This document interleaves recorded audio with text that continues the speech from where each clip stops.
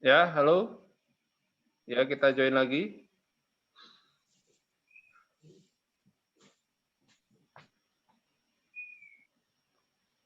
Sudah, Fikri sudah gabung? Fikri belum ya?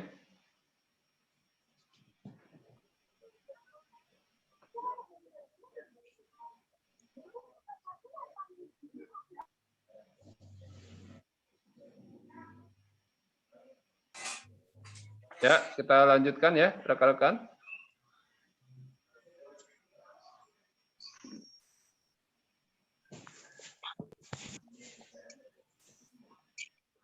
Ya, sudah terlihat belum, rekan-rekan? Sudah, Pak. Sudah ya. Oke, saya lanjutkan. Jadi tadi sampai di keracunan ya. Nah, jadi kalau ya kualitas ASI ibu itu tidak mumpuni, itu akan menyebabkan keracunan ya pada ASINya ya. Nah, jadi harap hati-hati itu. Kalau ibunya suka ngerokok, ya ataupun minum kopi, ya ataupun dia jarang minum susu ibu menyusui, nah itu akan lebih rentan dengan keracunan itu, ya.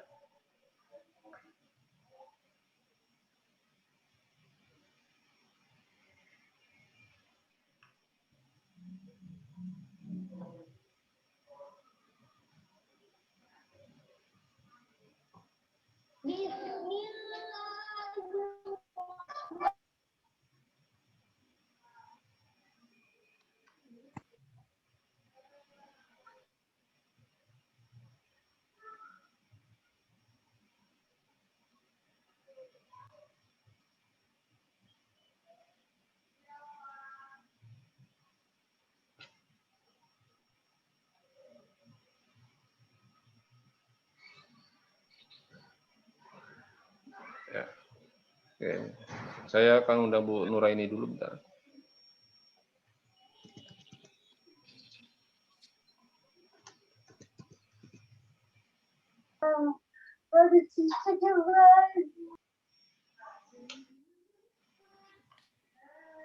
Ya, oke, kita lanjutkan.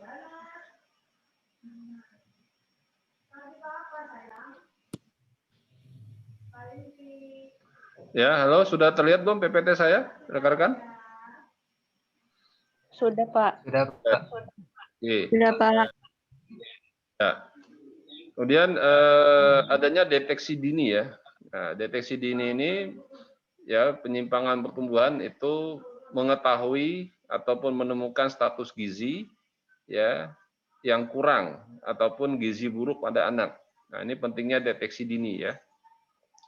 Nah, caranya gimana Pak kalau kita ingin mengetahui gizi pada janin kita tuh buruk atau tidak? Ya kita lihat saja ya apakah yang kita makan itu ya terutama ibu hamil itu benar-benar gizinya terpenuhi atau tidak gitu. Ya, contoh misalkan kalau gizi yang ada nilainya protein ya. Pokoknya makanannya tuh ada yang mengandung protein, jangan kebanyakan karbohidrat. Ya, jangan terlalu banyak karbohidrat. Yang penting banyak protein. Ya, karena protein itu akan ya mempengaruhi kualitas pertumbuhan otak janin ya. Ya, ataupun bayi pasca lahir ya. Kemudian deteksi dini penyimpangan perkembangan. Ini mengetahui gangguan perkembangan anak. Nah, terutama pada saat anak itu belajar bicara ya ataupun berjalan. Nah, apakah anak yang terlambat bicara ataupun berjalan, nah itu bisa kita deteksi ya bahwa anak ini pasti ada kelainan misalkan. Ya, biasanya kalau anak normal ya biasanya ya itu kalau dia berjalan itu dia pada usia ya kurang lebih 1 tahun ya, kurang lebih 1 tahun anak itu bisa berjalan. Ada juga anak itu berjalan lebih cepat, bahkan bicaranya lebih lambat. Nah, jadi kalau anak itu bicaranya masih terganggu sampai usia 2 tahun, nah segera langsung periksa ke dokter. Ya, segera konsultasi ke dokter anak ya. Gitu. Ya, ataupun psikolog ya. Biasanya kalau dilihat dari usia 0 sampai 2 tahun. Nah, kalau 2 tahun anak itu tidak bisa berbicara, ya segera langsung konsultasikan, ya. Kemudian gangguan daya lihat dan gangguan daya dengar. Nah, jadi kalau gangguan daya lihat ini terkait dengan visualnya, ya, dan audio visualnya. Jadi kalau anak yang kesulitan melihat, ya, coba aja Anda simulasikan gerik matanya. Apakah dia mengikuti arah benda yang kita simulasikan kepada anak itu atau tidak. Nah, kalau dia tidak bergerak sama sekali, nah segera konsultasikan ke dokter. Ya, kemudian gangguan daya dengar. Nah, apakah kita ngomong A, U atau ibu misalkan, ya dia tidak dengar, tidak memberikan reaksi, nah kita segera konsultasikan ke dokter. Ya. Kemudian deteksi dini, ya, penyimpangan mental emosional, ya, ya. Oke, ini mengetahui adanya masalah mental emosional, autisme dan gangguan pemusatan perhatian, ya, ya, serta hiperaktif. Nah, nanti akan dijelaskan sama Bu Nuraini itu tantrum, Pak. Tantrum itu masuk ke mana? Termasuk dalam gangguan emosional, tantrum itu. Ya, selain dari autisme, ya. Kemudian gangguan pemusatan perhatian serta hiperaktif, ya. Oke.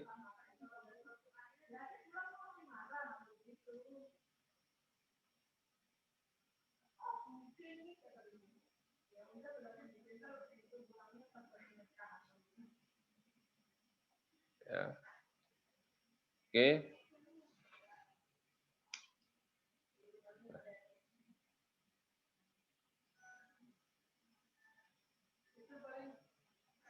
Ya.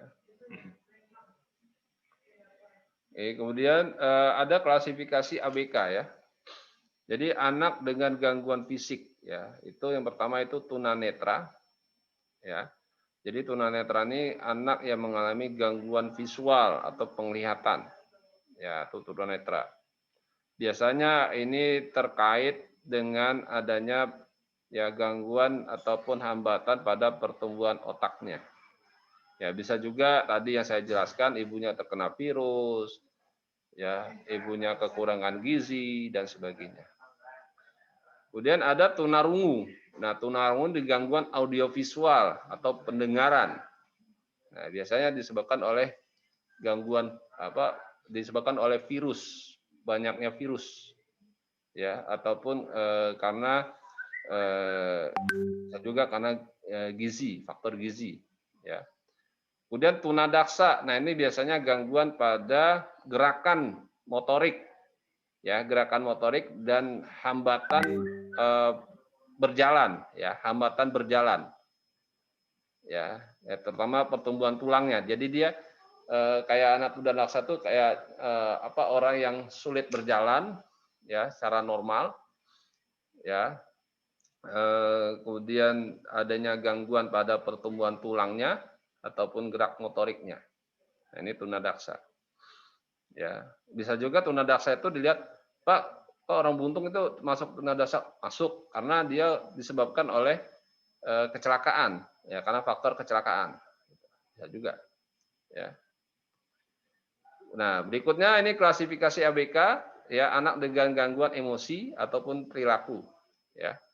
Nah, ini ada tunalaras. Jadi adanya istilahnya adanya gangguan sikap ataupun emosi yang tidak mampu, ya, tidak mampu dikendalikan, ya, yang tidak mampu dikendalikan. Nah, ini namanya tunalaras ataupun tantrum.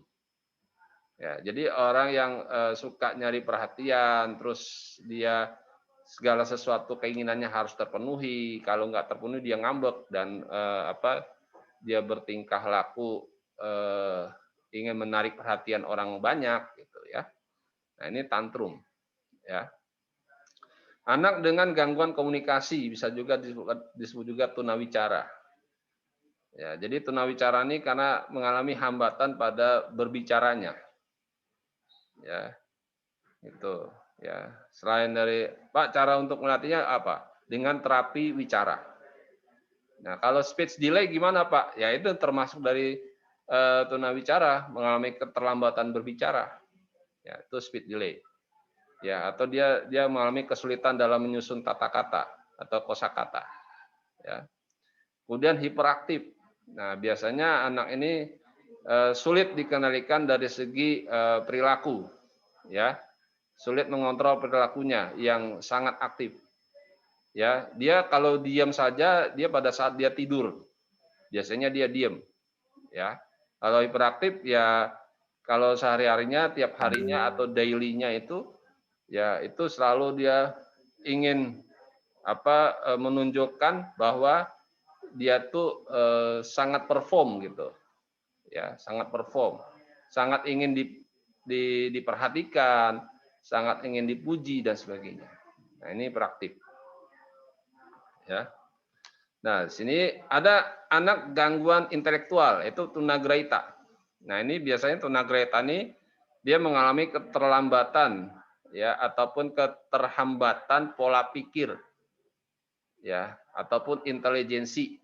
Ya, ini tunagrahita biasanya kayak anak idiot. Nah, anak idiot tuh termasuk tunagrahita. Ya, idiot. Ya, idiot tuh IQ-nya biasanya itu di bawah kurang lebih 70 IQ-nya.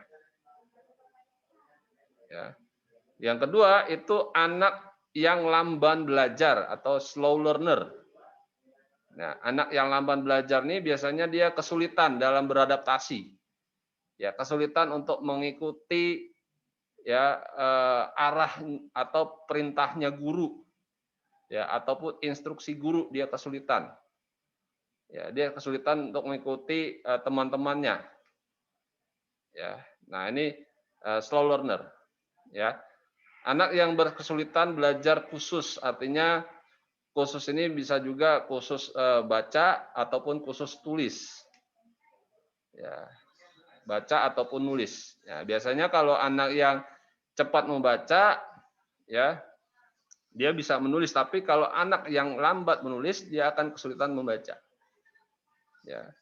Kemudian ada anak berbakat, ya, anak berbakat, ya, seperti gifted, ya, jenius.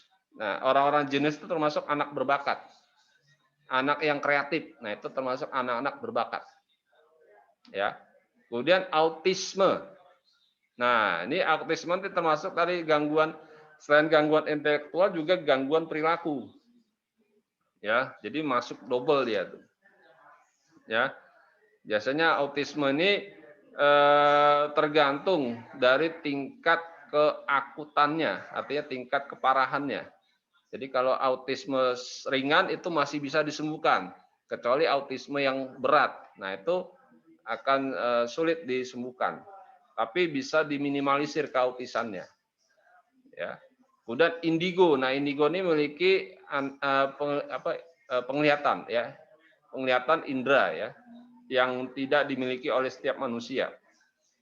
Ya. Biasanya dia kekuatannya pada spiritual. Dia bisa melihat hal-hal yang gaib. Ya, indigo. Ya. Dia bisa mengetahui nurani orang, isi hati orang. Dia bisa mengetahui apa yang orang lakukan, apa yang orang ingin lakukan, ataupun niat yang akan dilakukan oleh orang tersebut.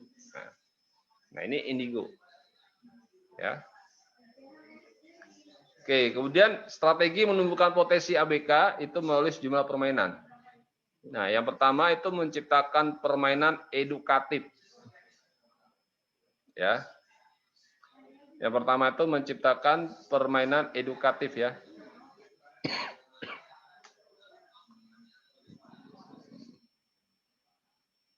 Ya. Oke, nah jadi kalau edukatif kayak semacam puzzle. Nah, itu puzzle itu edukatif.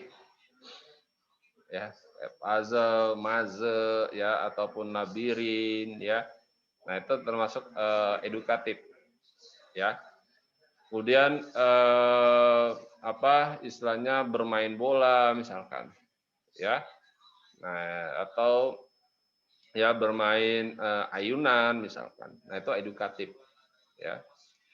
Kemudian memfasilitasi kebutuhan sosial. Nah, biasanya orang tua ABK ini itu ya itu sangat apa membutuhkan informasi tentang kebutuhan yang akan dipenuhi oleh dirinya untuk anaknya, ya.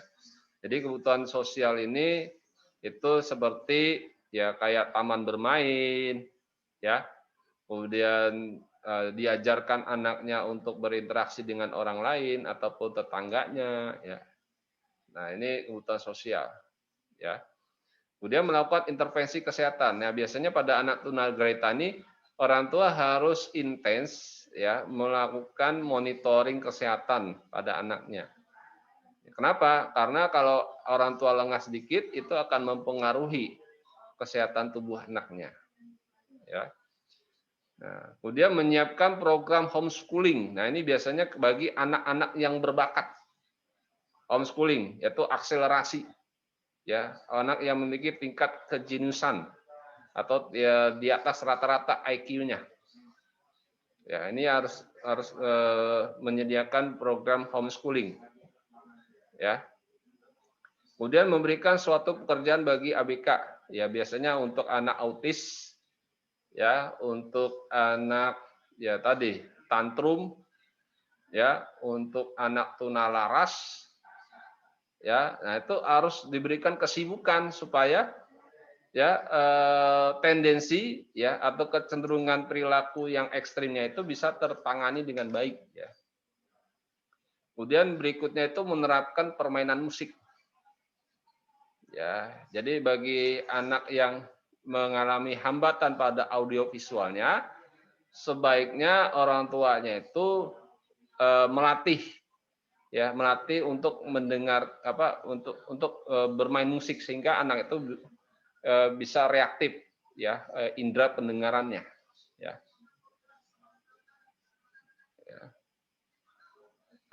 Ya, oke, sampai di sini ada pertanyaan. Nah, ini di sini ada video, ya, video di mana saya melakukan observasi. Ya. Silakan kalian tonton. Halo, bisa dilihat nggak videonya? Kalau baby sudah tahu kan? Oke. Cantik. Ya. Mana gambar mandinya? Mana gambar mandi-mandi? Urutkannya mana? Oke, harus ini. Nanti kalau sudah benar baru ditempel. Nanti pas ditempel salah gimana? Mana kerjanya mana kerjanya? Ini tugasnya. Mana tugas Rehan mana? Ya, kasih biar nggak terbang. Setelah mandi apa? Apa setelah mandi? Ayo. Tolong asisten Pak Mandi. Selamat Berpakaian. Pakai baju mana Naila gambarnya? Naila. Gambar pakai baju mana? Gambarnya. Mana? Mana? Oh iya. Taruh sini. Ya. Oh iya. Apa ini? Hah? Kasih tahu, baby kasih tahu. Apa ini? Maam. Makan. Pakai baju tuh kata baby. Mana gambar Naila? Nailanya gambar yang pakai baju.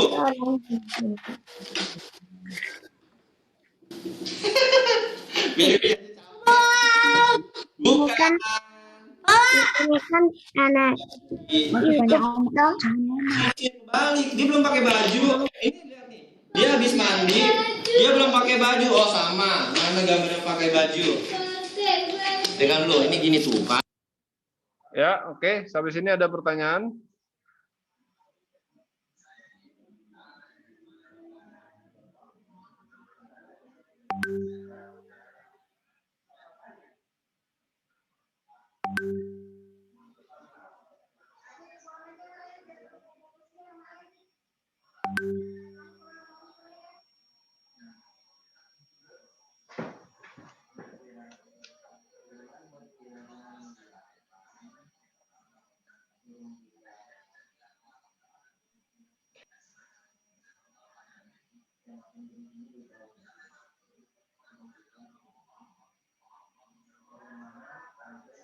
Ya, oke, ada pertanyaan rekan-rekan?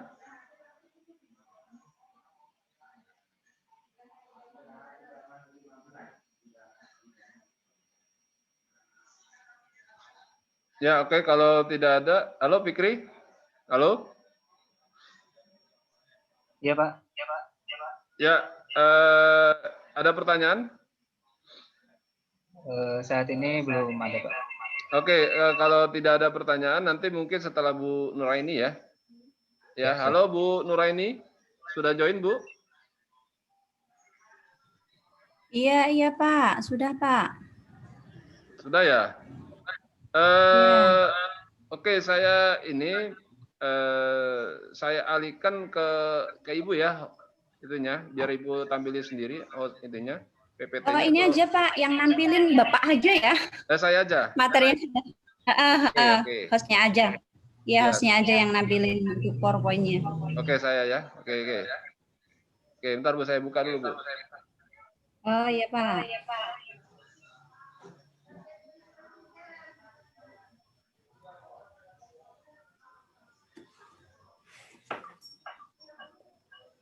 Apa?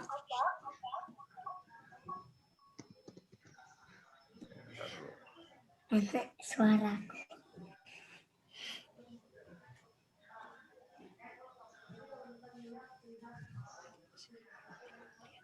Hah? Apa? Bentar ya Bu. Bisik.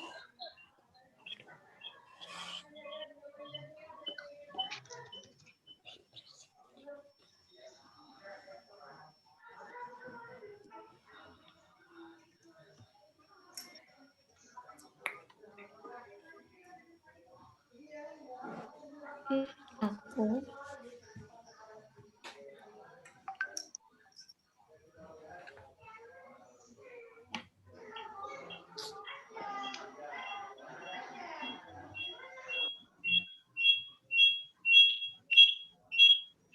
Oke, bentar dulu Bu.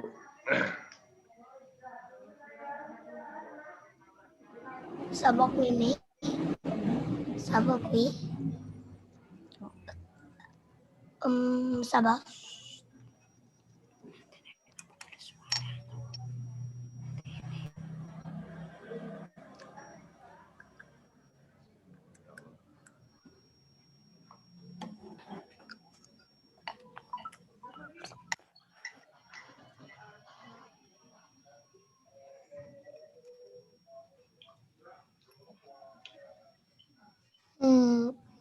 Ta.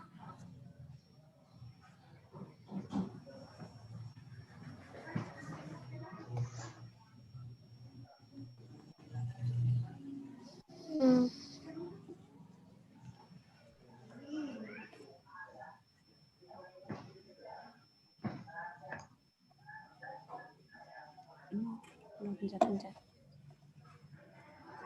Iki. Apa nih ini? Ini bahaya ini, itu ada adikku lagi.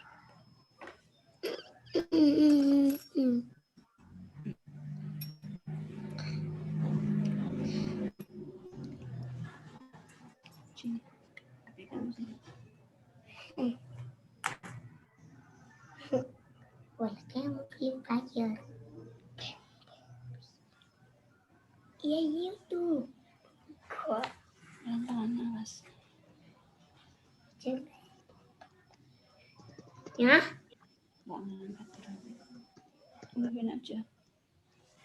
Mana?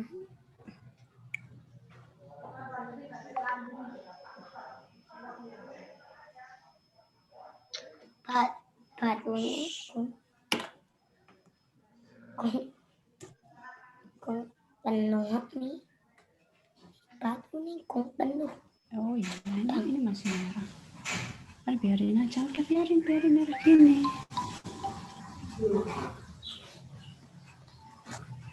Stop. Oh ya, udah.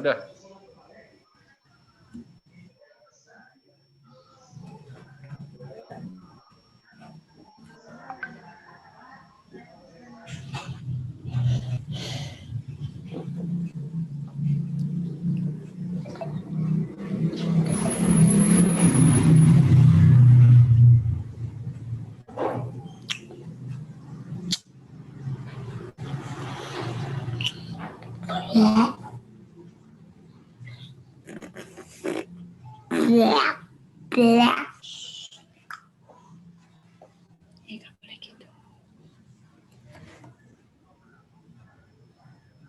Ya, bentar Bu ya.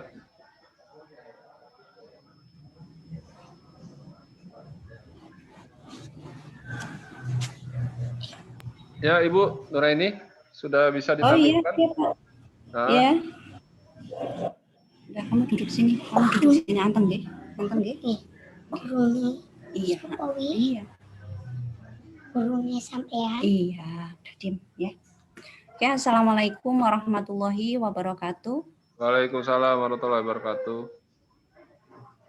Yang terhormat Bapak Faisal dan kepada mahasiswa-mahasiswi Ayuki yang kami banggakan.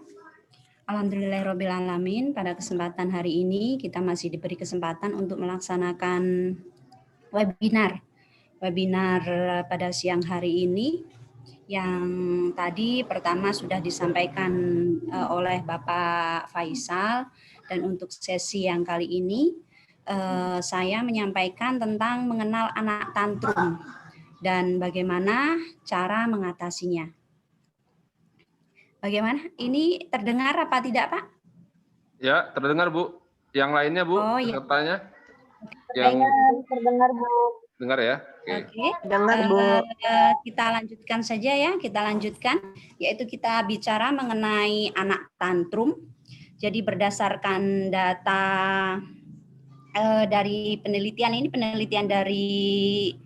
dari Postegal dan Davidson ya. Di sini kalau kita lihat di situ di PPT-nya bisa kita lihat bahwasanya untuk durasi rata-rata anak tantrum itu berdasarkan usia, karena memang anak tantrum itu biasanya dialami ataupun dilakukan oleh anak usia 1 tahun sampai dengan 4 tahun. Karena kalau sudah usia 5 tahun, 6 tahun itu sudah bukan lagi tergolong tantrum. Jadi tantrum itu biasanya memang dilakukan oleh anak usia 1 tahun sampai dengan 4 tahun ataupun sampai dengan 5 tahun. Jadi kalau berdasarkan penelitian ini untuk anak usia 1 tahun, anak usia 1 tahunan itu biasanya durasinya itu 2 menit. 2 menit. Kemudian untuk anak 2 sampai dengan 3 tahun itu durasinya 4 menit, dan anak usia 4 tahun itu durasinya 5 menit. Kemudian untuk frekuensi tantrumnya itu untuk anak usia 1 tahun itu 8 kali dalam 1 minggu biasanya. Terus kemudian untuk anak 2 tahun itu biasanya itu sampai dengan 9 kali. Memang anak-anak usia 2 tahunan itu yang sering melakukan aksi tantrum itu di usia itu ya. Terus kemudian untuk anak 3 tahun itu 6 kali dalam seminggu, dan untuk anak 4 tahun itu sudah mulai berkurang. Jadi sekitar 5 kali dalam 1 minggu. Terus selanjutnya kalau kita bicara ataupun membahas tentang pengertian apa itu anak tantrum, karena sering ya di media sosial, di masyarakat kita mendengar istilah tantrum. Bagaimana kita mengatasi anak tantrum, dan untuk bagi mahasiswa yang sudah memiliki anak ataupun yang belum, biasanya kalian melihat itu adik-adik, keponakan ataupun anak ya, anak kita itu melakukan aksi tantrum. Nah, apa itu tantrum? Tantrum itu adalah ledakan kemarahan atau rasa frustasi yang ditunjukkan dengan menangis, teriak, biasanya terus kemudian melempar benda, membanting diri ke lantai, terus memukul-mukul, atau biasanya bergulung-gulung di tanah ya, itu adalah aksi tantrum, yaitu ledakan emosi dari rasa frustasi yang dialami oleh balita, oleh anak. Kemudian bicara tentang tantrum, yang pastinya ada penyebabnya. Apa itu penyebab dari tantrum itu sendiri? Biasanya anak tantrum itu memang dari frustasi ya. Frustrasinya itu karena biasanya karena ini yang ada frustasi, ada karena lapar. Kalau anak-anak di bawah 1 tahun itu kan mereka cara protesnya itu ya karena lapar itu ya bisanya hanya dengan cara menangis.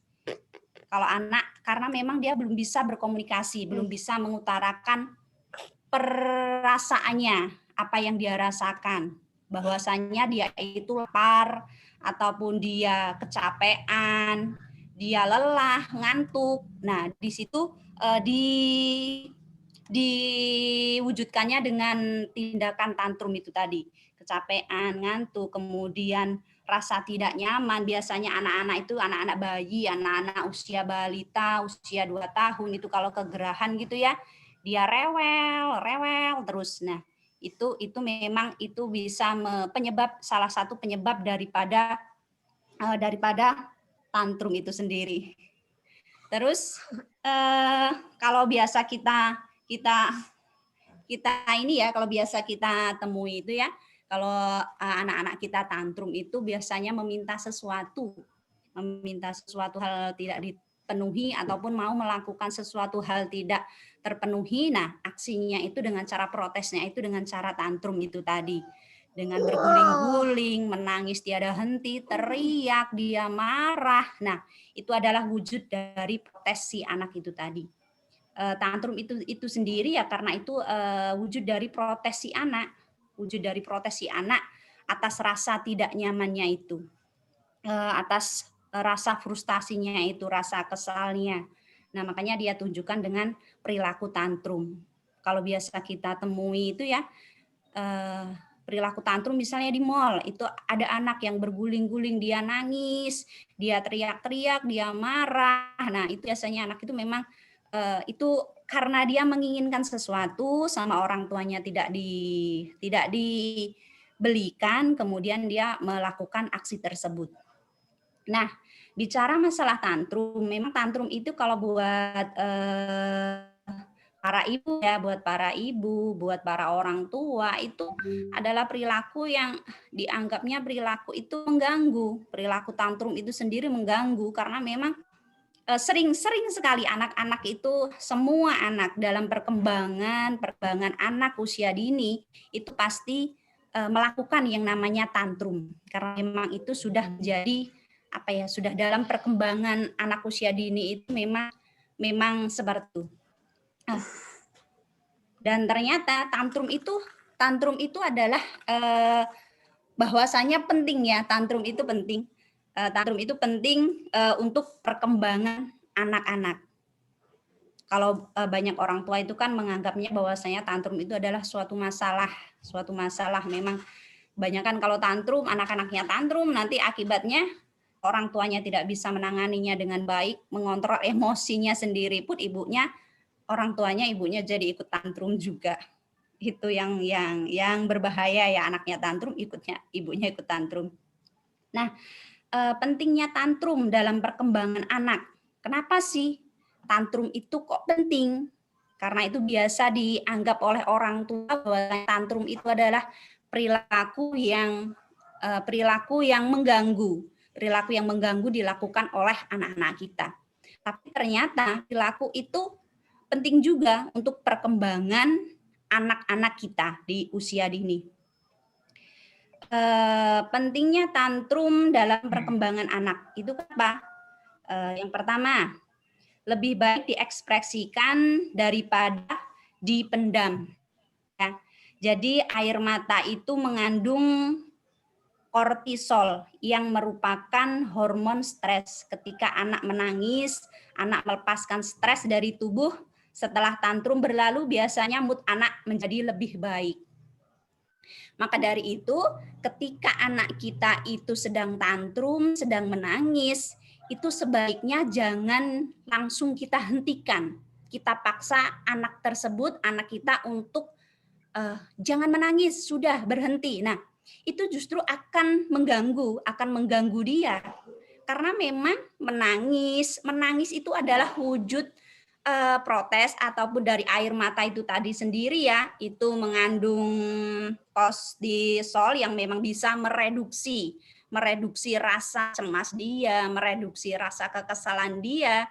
Jadi kalau masih di tengah jalan dia masih nangisnya itu masih sangat keras, dia masih nangis-nangisnya terus sama orang tua, ada orang tua itu yang mengancam.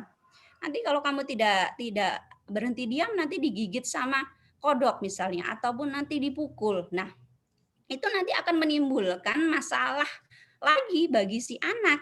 Karena memang si anak itu memang lagi sedang bagaimana dia itu mau melepaskan rasa kesal dia.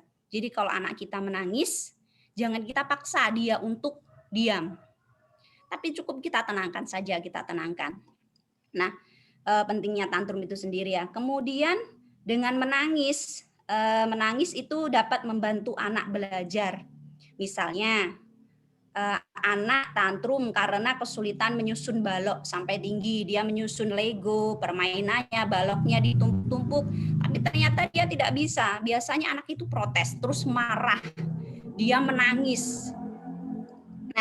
Nah setelah tantrum ini biasanya anak itu mulai memperbaiki baloknya lagi ketika tantrumnya ini sudah selesai. Karena itu adalah wujud mengekspresikan rasa kesal dia. Karena tadi itu dia gagal dalam menyusun balok, dia gagal dalam menyusun warna-warna Lego dan sebagainya. Jadi memang bahwasanya tantrum itu juga bisa untuk membantu anak dalam proses belajar. Kemudian dengan adanya tantrum itu orang tua bisa menjadi tegas dan ini sangat bagus untuk anak. Karena memang orang tua itu harus tegas ya, dalam artian bukan keras tapi harus tegas. Biasanya anak tantrum itu karena kita tidak memperbolehkan dia melakukan sesuatu hal. Nah, hal ini bagus karena kita tegas memberi batasan. Kita bisa berempati ke si kecil dengan selalu ada di sampingnya selama tantrum. Jadi contohnya gini, kita itu sebagai orang tua harus tegas ketika anak kita melakukan sesuatu, ketika anak kita mewujudkan protesnya dia itu dengan cara tantrum itu tadi.